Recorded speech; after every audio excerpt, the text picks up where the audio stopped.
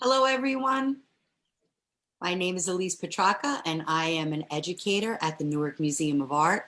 I am so happy to welcome all of you today to our virtual community day, Say It Loud.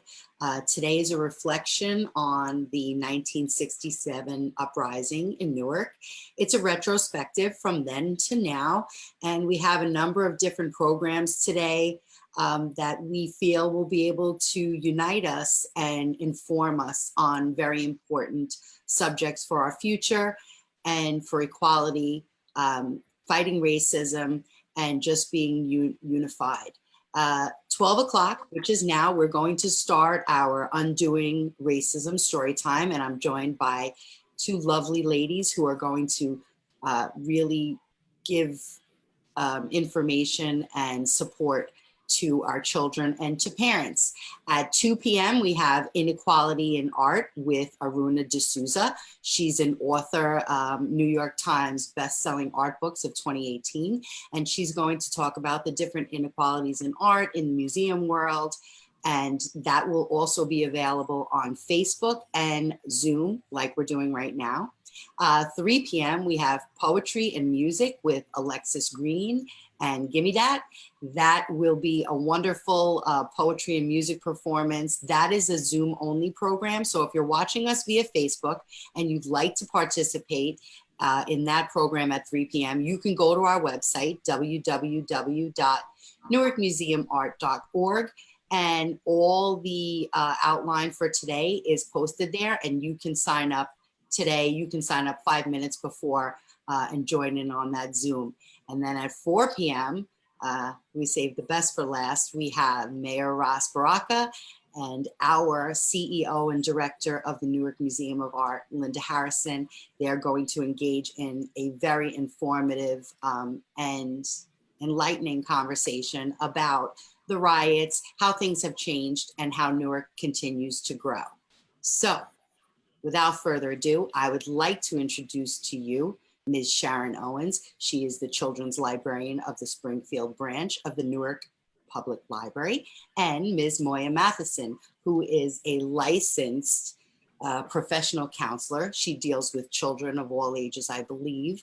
And Sharon is going to read us a story, and Moya and Sharon will have conversation. Now, we have a chat feature, so you'll be able to ask questions and make comments during the story and during the discussion. And if you're on Facebook, you can post those questions on the posts, and we'll be checking them periodically. Sharon, thank you so much for joining us. Moya, thank you so much for joining us. This is a very important subject to all of us, I believe, and I'm very excited for today. Thanks, Thank you very much, Elise. Good afternoon, everyone. So glad that you are here to join us for our Undoing Racism story time. This conversation is so important because we must learn to accept, respect each other's differences and similarities. When we acknowledge and understand the way we feel and treat people outside of our own groups, we can help each other heal when tragedies and trauma affect our communities. Hopefully, we can find the courage, the strength, and the power to stand up and speak up against injustices. In the story I'm going to share with you today, we will learn that it's okay to be different. It is a story about hope. It is a story about truth, acceptance, and love. It is a story about the power of working together for the good of all people.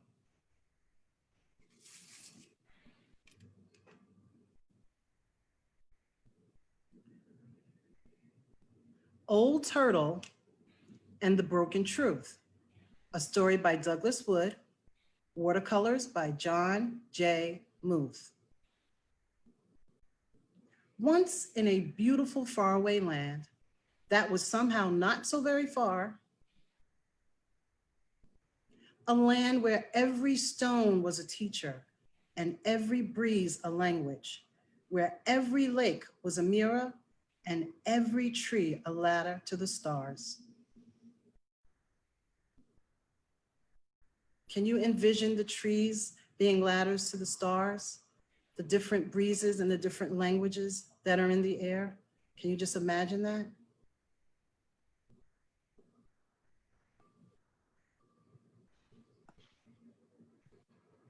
Into this far and lovely land, there fell a truth.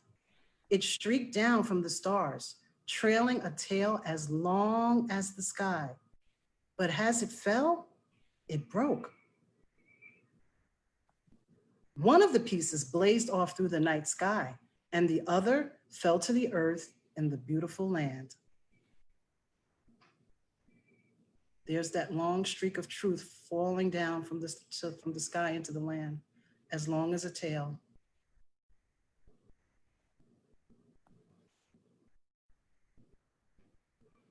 In the morning, Crow found the fallen piece. It seemed to be sort of a stone, shiny and pleasing to the eye. He picked it up. "This is a lovely truth," said Crow. "I will keep it." And he carried it away.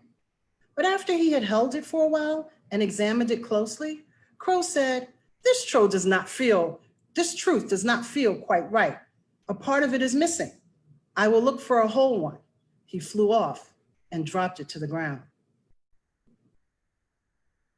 Other creatures who liked shiny things soon noticed the truth as well. Fox, coyote, raccoon, each picked it up and carried it a while. But they too found that it had rough edges and was difficult to carry, and its sparkle soon lost its appeal. "We do not need this broken truth," they said. "We will find a whole one." Butterfly and bear also discovered the truth, drawn by its sweetness. But each found that it left a bitter taste after all. There is something missing in this truth, they thought, and they left it alone. After a while, none of the creatures even noticed the broken truth anymore, and it lay on the ground, forgotten. Do you see the broken truth there on the ground? Then a human found it. He was walking slowly, listening to breezes, gazing at beauties above and below and all around him when he found the broken truth. On it was writing, and the writing said, "You are loved. You are loved." The man held it carefully, thinking it was the loveliest thing he had ever seen. He tucked the broken truth into a safe place and kept it. Sometimes he would take it out and admire it, and the truth sparkled just for him and whispered its message to him alone, and the man thought he had never felt so proud and so happy.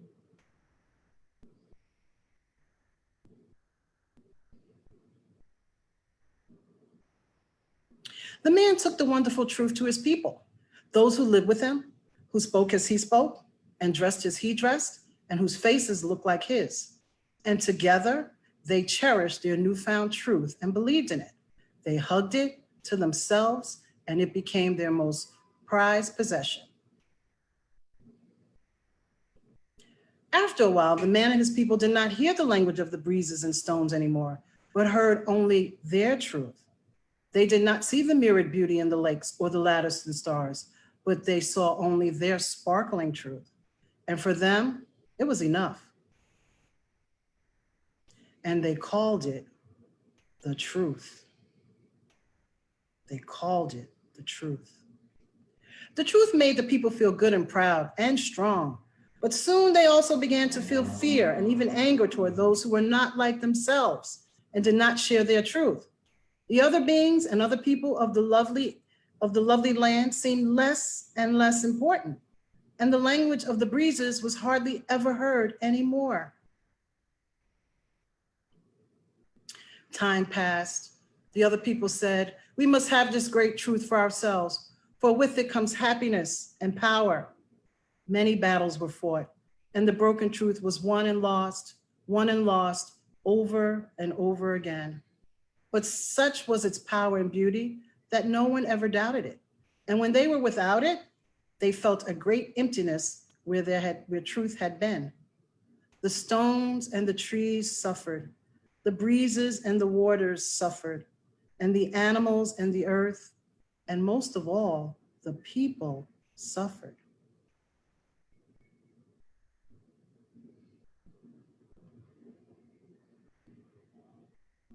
Finally, the animals went to Old Turtle ancient and wise as the mountains and seas themselves. Crow and fox went, coyote went, raccoon, butterfly, bear, and many others all went to see Old Turtle. This truth the people quarrel over, they said. We have all held it ourselves. It is broken and does not work. Please tell the people. I am sorry, answered Old Turtle, but the people will not listen. They are not yet ready. And the suffering continued. Until one day, a little girl came to find Old Turtle. She had traveled very far, had crossed the mountains of imagining and the river of wondering why, had found her way through the forest of finding out. And when she had grown tired, she had ridden on the backs of animals or the wings of birds, and they had helped her find her way. Finally, they came to a great hill in the very center of the world. From there, the little girl thought she had never seen so far or seen so much beauty. But when she saw Old Turtle, she could hardly speak. She simply looked with eyes full of wonder. Why have you come so far to find me, little one? Asked Old Turtle. Her voice rumbled like faraway thunder, but was soft as a breeze through a caterpillar's whiskers. I wanted to ask a question, answered little girl. Where I live, the earth is sore and people are suffering. Battles are fought over and over again. People say it has always been this way and will never change. Can you change it, Old Turtle? Can we make it change? Old Turtle spoke. The world you describe is not the world that has always been, little one. Then Old Turtle told of how people had found the broken truth and the suffering it had caused. It is because it is so close to a great whole truth that it has such beauty and that the people love it so, said Old Turtle. It is the lost portion of the broken truth that the people need if the world is to be made whole again. But where is the missing piece? Asked the little girl. Can we put the truth back together again? First, my child, said Old Turtle, remember that there are truths all around us and within us. They twinkle in the night sky and bloom upon the earth. They fall upon us every day, silent as the snow and gentle as the rain. The people clutching their one truth forget that it is part of all the small and lovely truths of life. They no longer see these truths. They no longer hear them. But perhaps, little one, you can. I'll try, said the little girl. And she thought once more of her long journey. She looked upon all the beauty that had surrounded her, from the far hills to the flowers beneath her feet. She saw the movement of the clouds and the soaring of birds and the dancing light upon the green and living earth. And she heard the whispering of a breeze. And gradually a feeling came over her, as though all the world were made of truths, as if the world had been made just for her and she had been made for it. And she felt a secret smile somewhere deep inside and thought that perhaps she understood. She looked once again at Old Turtle, her eyes more filled with wonder than before.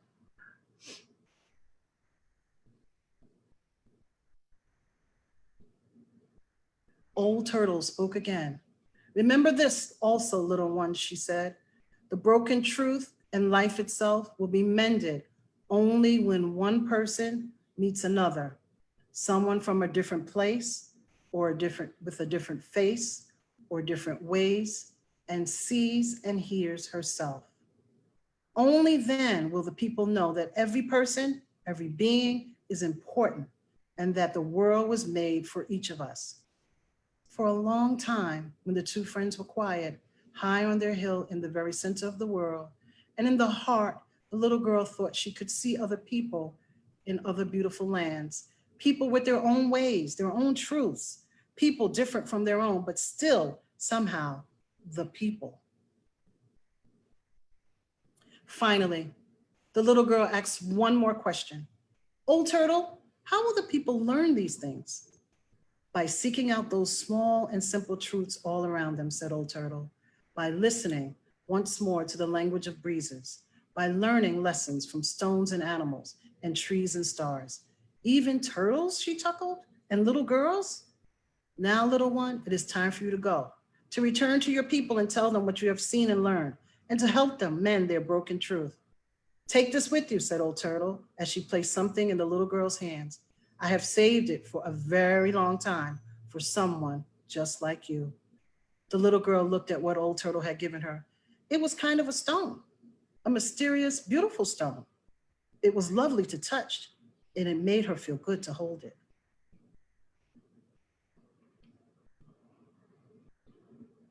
She squeezed it tightly, then tucked it away for her journey. Thank you, Old Turtle, she said, and hugged her friend's great leathery neck. And then she started home.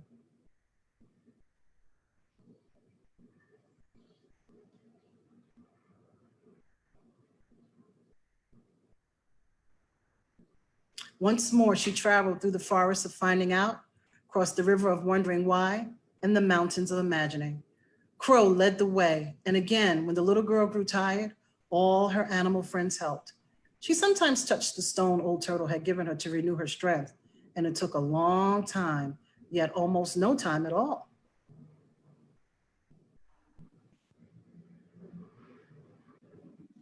And she was home. But it had been a very long journey, and those who take great journeys of the heart are changed. The people did not recognize her, and when she spoke, they did not understand. She told them of her journey, but the people could not follow her words. She spoke of a world made of small and gentle truths, of all peoples being one people, but they could not catch her meaning. She explained about the broken truth and the need to make it whole, but the people did not believe her and could not understand. Finally, Crow, seeing all that had happened, flew to the place high above the village where the great truth was kept, in a place where all could see it. He cawed and he cawed in his loudest voice, and suddenly the little girl knew what to do. She climbed to the high place herself. She took Old Turtle's stone from her pocket carefully, added the missing piece to the old broken one.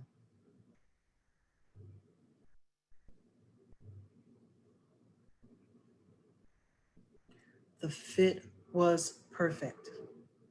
You are loved, and so are they. You are loved, and so are they. The people looked and looked and looked. Some frowned, some smiled, some even laughed, and some cried. And they began to understand. Time passed, and upon the beautiful land, the trees climbed like ladders to the stars. The waters shone like mirrors, and the people saw their beauty. A breeze stirred, and they heard its music. Tiny truths fell day by day and night, gentle as the rain and snow, and the people found them and kept them in their hearts. And slowly, as the people met other people, different from themselves, they began to see themselves.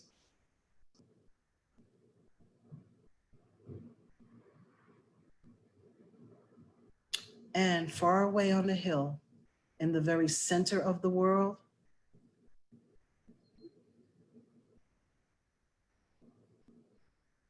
Old Turtle smiled.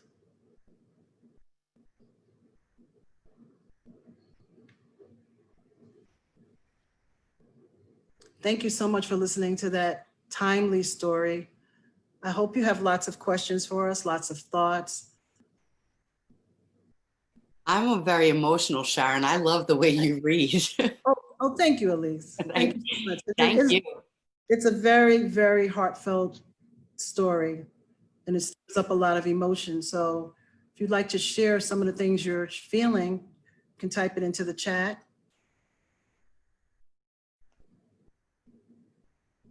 We do have a few questions that we could address. Sure, Elise. Maybe we could also reintroduce Moya. She can speak to some of these issues. Yes. The first question is, why did people feel fear and anger towards those who did not share their truth? Moya, would you like to chime in? I think when people are different, and our opinions are different, it brings up strong emotions. A lot of people are oftentimes afraid to share what their opinions are and to accept that there are other people with different opinions than theirs. And because of that, people are sometimes afraid or look at the other person in an angry way or fearful way, because it's just different and they don't understand what's different. Mhm. How do you feel this story is similar to what's happening in the real world? This is for both of you ladies. Yeah. You want to go first, Sharon? Yes, I will. I think how it's similar to what's happening in the world. We're all experiencing so many different events, so many different current events, so many different things are just happening, and it brings about fear. It brings about fear of the unknown, fear of what's coming next, fear of how to cope, fear of how to deal with the situations that we are faced with. So I think Old Turtle and the Broken Truth really resonates with today because we don't know what's going to happen next, but we have to work together in order to overcome what is happening in the world today.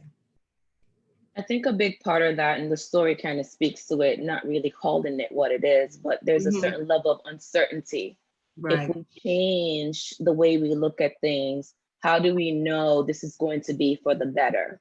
Right. Right? How do we know that we're not going to be harmed in the process? So that uncertainty makes the idea of changing, that much harder. Because if we don't know what's on the other end of change, and we don't know what's on the other end of looking and loving everybody else, then we'll stay here because here feels comfortable for us. That's right. Is this story available in the library, Sharon? Yes, I believe it is. You can go to newarkpubliclibrary.org website and you can do a search in the catalog. Okay, because we did get a question from Nicholas and Stacy. They were asking if they would be able to check it out. So I guess that means they enjoyed it and they'd like to read it again. I'd like us to spend a few minutes just talking about the word bias. I think we have families, we have children viewing, and we have parents and families. So I think that's a great segue into the rest of the conversation. Sharon, you want to go first? I'm gonna deflect to you, Moya. Okay. Professional.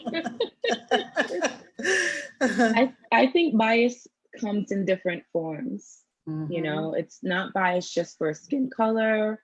We have lots of biases, and a lot of that is based on our culture, based on our families, not just our culture in ourselves, but our family's culture as well. And then the bigger culture of the place in which we live. So biases comes in different form. And a lot of times we will walk around and we think that we don't have biases, right? But there's this underlying, I think that you are this way because of the majority, right? Right. And that's a bias. Was there a specific question on bias, Elise? No, I think that we're going to go into a few more questions about how families' personal experiences relate to bias. I just wanted everyone to be clear about what that means. And I agree with both of you about bias and how a lot of times what you were just saying, Moya, is that bias comes from maybe lack of information and lack of experiences, lack of exposure, right? And it's hopefully something that we can continue to work on. Right. If we have anyone who'd like to share any of their experiences, if their families experience any kind of bias, I would love to hear from anyone who'd like to comment or share about that. I imagine that both of you have experienced bias. Yes. And I will just add to what Moya said too, that biases are learned. I mean, we learn them from our families, from the media, from our friends. there's all different ways to learn these biases that are in our daily lives. Do you want to talk a little bit about the feeling behind that, Sharon? You deal with children all the time, and children are full of feelings, but adults have feelings about these things too. And I think Right. being able to share and express so people understand and learn is really important.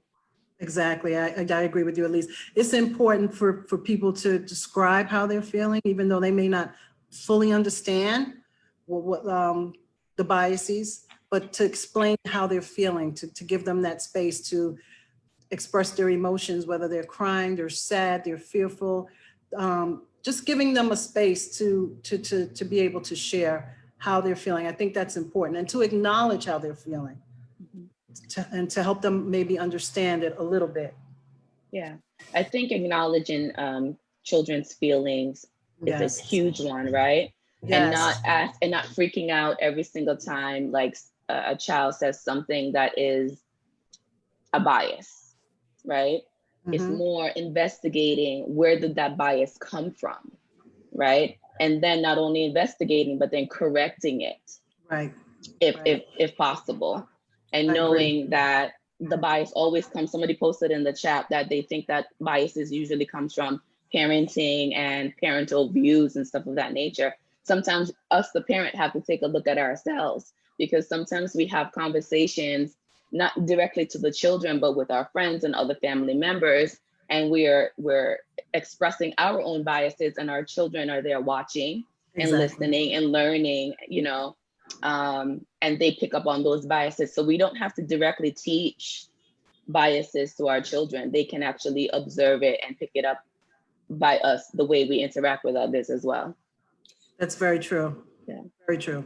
I agree with both of you. And I think sometimes we don't realize that we might have certain biases, and then just that notion of judgment before information happens. And then we might see a bias, because I'm a parent, so we might see a bias in our child that's not exactly the same as we might have expressed or, you know, modeled in a way. And we're surprised. So I think it's constantly coming back around to being mindful, right? Mindfulness is it's such a big word now, and especially in these situations, empathy, mindfulness is so important. Stacy asks a question, and she wants to know what's some words that she can use with young children to help talk and describe biases, and just give some language and some information to little ones. I think it's good to kind of speak to experiences that your little one may have had. Maybe a time on the playground when you felt left out. You know, oftentimes the little ones that I see sometimes will come and they'll talk about what happened in their school day, right? And using those instances to kind of bring forth, okay, well, that's a bias. And, you know, talk about differences, talk about how does it make you feel when somebody who's different than you, right? Or different color, different size, talk about those type of things, but just make it as real as possible for the little ones using their experiences. And I find that that's sometimes more, it lands better for little ones. I agree. I think fairness is key. And that's a great way, because it's not fair is something that children say all the time, but a lot of times it's so, you know, self-centered view. It's just giving them that ability to see the other. Do either of you have insight into why we have different feelings towards different people? I know we touched on it a little bit, but I love this idea of big feelings that we discussed, Moya, a little bit in our pre-discussions. And I think that kind of ties into different feelings, because sometimes different feelings can be these big feelings. So I say the why people comes back to, again, just our biases, our cultures, the learned behaviors that we see. But I think a huge part of that is that feeling of fear of the unknown. Right. You know, and not being able to work past that fear, you know, and the uncertainty of what happens if I make a friend with an Indian person, or just the what happens if, you know. So there's feeling of the uncertainty, there's feeling of fear, there's feeling of, you know, sometimes what's that? I can't think of the word right now, but just the uncertainty of what's on the other side, I think is why we keep it up. We keep treating others the way that we're doing right now. That's right. And I also think too, at least that we make judgments based on the exterior of people, of what we see exteriorly, and that that brings about stereotypes and fears, because we're just looking at the outside, but we're not looking, we don't know the person. We're just basing our judgments on the way they look. And that has a lot to do with it as well. So stereotypes, prejudging, not really getting to know who a person is, that they're more than just their exterior appearance.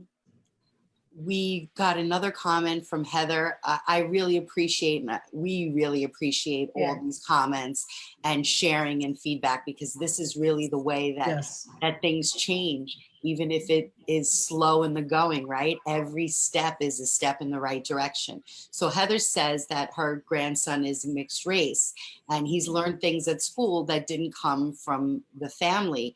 And he has no idea. He's 5 years old, and he's been bullied by other children. She says it's rough, and she does try to sit and discuss things with him.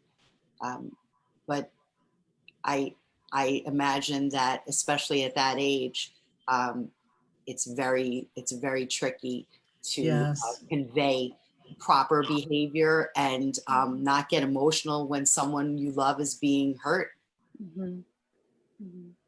I think for it's a grandson? Yes. Yeah. For your grandson, first, we want to just make sure that he is okay. Bullying is never okay, right? So that's right. A good trick that I try, and with my daughter who is now going into 4th grade, is every single day just talking to her about the caterpillars and butterflies of the day, and then processing how she feels about the caterpillars. So the caterpillars are the bad things that happen, the butterflies are the good things that happen throughout the day. What that does is it helps her to see the day in a whole, and not just the bad things, and focus on what was great about the day and not just the bad thing. And then have just whatever that issue is that she had for the day, just kind of hearing and listening, reflective listening, right? Here's what happened. So this is what that tells me about how you feel about the day. So kind of just talking to him about that, and just reminding him about what's great about him, so that he doesn't have to soak up what he's being told at school, if that makes sense. Absolutely. She goes on to say that she understands that a lot of it is about people being afraid, and communication is key, right? Like you said, Moya, you talk every day to your daughter. Communication about the little things, the big things, and everything in between. We also had a comment or a question about whether or not your political views change these things, and how do you change them? I know we're not going to get political, even though we could, we won't. But I think that there is something to be said for whether it be politics or religion or these other external influences in our familial lives that do give some complications to these type of things. What do you think, Sharon? Is there a way to circumvent those other influences and yet still be a uniter? I think yes. I think there is a way. I think you can do that. I mean, you just have to be aware and acknowledge your views, and be open to allowing other views to come into your being. So I definitely think there is a way to circumvent it. I think it also depends on your mindset, right? Yes, Having a fixed mindset base is one with flexibility. That's Being right. open, okay, so this is your political view, but that doesn't mean that you can't look at others and their views on it and kind of take from them what's working and what's not working. So I think mindset is a big part of that too. That's right. And, I agree. And just being able to be flexible. I agree with that. Yes, flexibility is important. Leslie makes a comment, and she's talking about diversity must come within a conversation, and generalizations and the dangers, right, of generalizations. Is there a way that we can engage in better conversations, talking and sharing without using these generalizations? I guess we lean on them because we're familiar with them and they seem to be prominent in our thought process. But maybe there's ways that we can use more specific language about things. It comes down again to being open, right, Moya? Yeah, and just having awareness. Right. So become aware when you are making those generalizations, and it's okay to reframe. It's okay to say, oh, that's a generalization. Let me change it right there in that conversation. Right. So just being aware and being able to reframe in the moment, that will kind of help, and practicing that, because it's not going to come overnight, especially if it's a generalization that you've lived with for your whole life. So just practicing reframing and changing the behavior right there in the moment, and doing that each and every time, or sometimes even gently asking people to reframe that will help. But it has to take practice, and run it like a fire drill, because it's not going to happen overnight. That's right. I agree with that.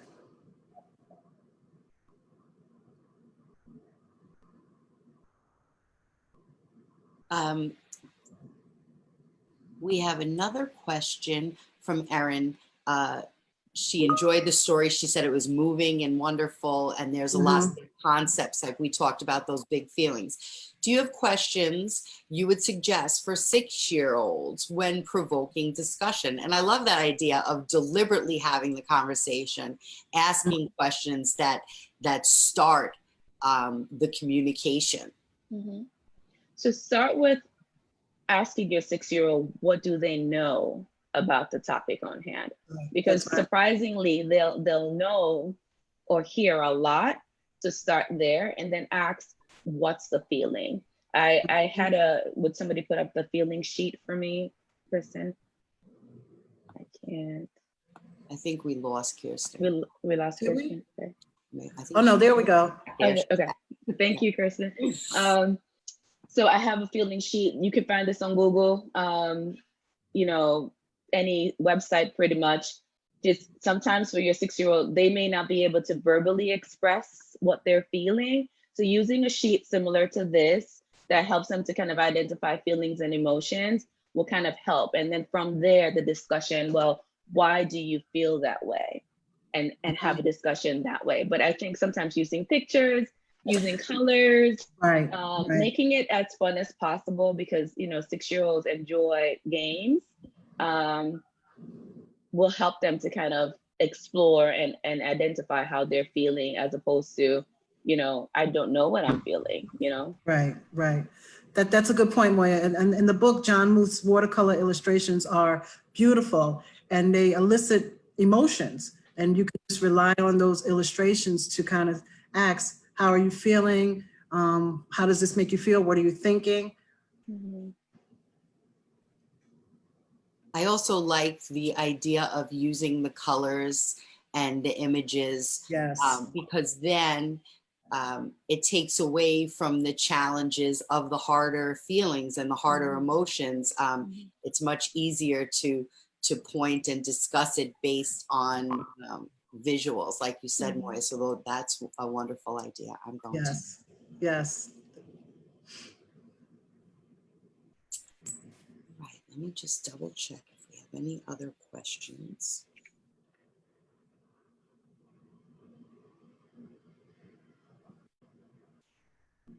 I think we have addressed We had a lot of feedback just thanking us for doing this, that great questions, great programming. We want to thank all of you, because if not for Yes, thank you all for your feedback and Thank questions you. and thoughts. So moving forward, let's just say that there's still much more work to be done, right? Yes, yes. And Sharon, does the library offer specific books based on these type of things? Is there a section in the library where people can look up books for biases and undoing racism? Absolutely. There's lots of books out there that address these topics. And looking again on the library catalog, you can just search under the subjects and you should be able to find lots of books. So they can use those as keywords. They use those as keywords. And thankfully the book world is becoming much, much more diverse. So there are so many good materials on dealing with these issues out there. Absolutely. Well, I thank both of you very much for joining us today. Thank you, We've got ladies. some really great feedback and great questions, and this is an ongoing conversation. So I hope people come to eventually visit you at the library, Sharon, and I hope if anyone has challenges, they seek out Miss Mathison. Yes. And they allow their children, because sometimes, right, we don't have all the ability to have these conversations. Some of these situations require a professional, and Moya, Right. thank you. And Thank you. Sharon, thank you, because I know libraries are a huge resource Yes, for the community. that's right. I worked in the library. Sharon's in the Springfield branch. Someone's asking which library. She's in the Newark Public Library at the Springfield branch. That's right. But I encourage as things go on. And now you're all accessing curbside pickup and stuff at your libraries, correct? Yes, yes, we started on July 6th. So you Wonderful. can go online or you could call the branch. You can email the branch if you're requesting any books or titles and we'll get them for you. And you can come by the branch and pick them up. Wonderful. Thank you again, ladies. Thank you This so was much. you. Elaine. informative Thank you, and Moya. Thank you. warming. Thank you, Sharon. Thanks. Thank you. Thank All you, right. everyone. So Bye. if you're going to continue to join us, just don't want to forget that at 2 p.m. we do have a author speaking, Aruna D'Souza. She's going to be speaking about inequality in art. You can follow that on Zoom. There is a link available through the website, newarkmuseumart.org. Or you can follow on Facebook. At 3 p.m., we have Poetry and Music with Alexis Green and Gimme That. Now, that's a Zoom only. So if you'd like to participate or view that, go on our website, register for it. You can register for it even after it starts. And then at 4 o'clock, Mayor Ross Baraka and our own Linda Harrison. I'm looking forward to the rest of the day. And thank you to everyone who joined us today. I hope that this is informative for you and we can all come together and make this world a better place, make Newark a better place. Right? Yes. Thank you so much. Thank you, Thank you. guys.